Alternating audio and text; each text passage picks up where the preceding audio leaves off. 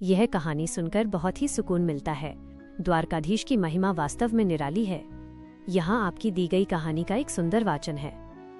द्वारकाधीश भगवान श्री कृष्ण की अमर कहानी।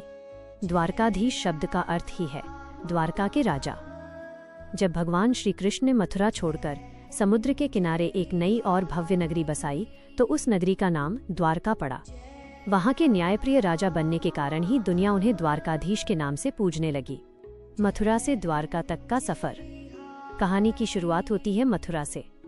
कंस का वध करने के बाद श्री कृष्ण और बलराम वहीं रहने लगे थे, लेकिन कंस का ससुर जरासंध प्रतिशोध की आग में जल रहा था। उसने मथुरा पर 1-2 बार नहीं बल्कि 17 बार हमला किया। श्री कृष्ण जानते थे कि बार बार के युद्ध से प्रजा को बहुत कष्ट हो रहा है। अपनी प्रजा को सुरक्षित रखने के लिए उन्होंने एक साहसी निर्णय लिया। उन्होंने समुद्र देव से प्रार्थना की और उनकी अनुमति से समुद्र के बीचों बीच एक अत्यंत सुरक्षित और सुंदर नगरी का निर्माण करवाया।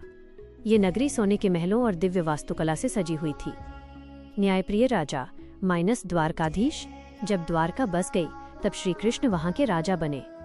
उनके शासन में न्याय और धर्म, उन्होंने हमेशा सत्य का साथ दिया और धर्म की स्थापना की। प्रजा का सुख। द्वारका में हर नागरिक सुखी, समृद्ध और भयमुक्त था। भक्तों की रक्षा। उन्होंने सुदामा जैसे गरीब मित्रों और द्रौपदी जैसे भक्तों की पुकार पर हमेशा अपनी कृपा बरसाई। द्वारकाधीश के रूप में उन्होंने न केवल अपनी नगरी को संभाला बल्कि महाभारत के दौरान पांडवों का मार्गदर्शन कर अधर्म का नाश भी किया। आज की महिमा।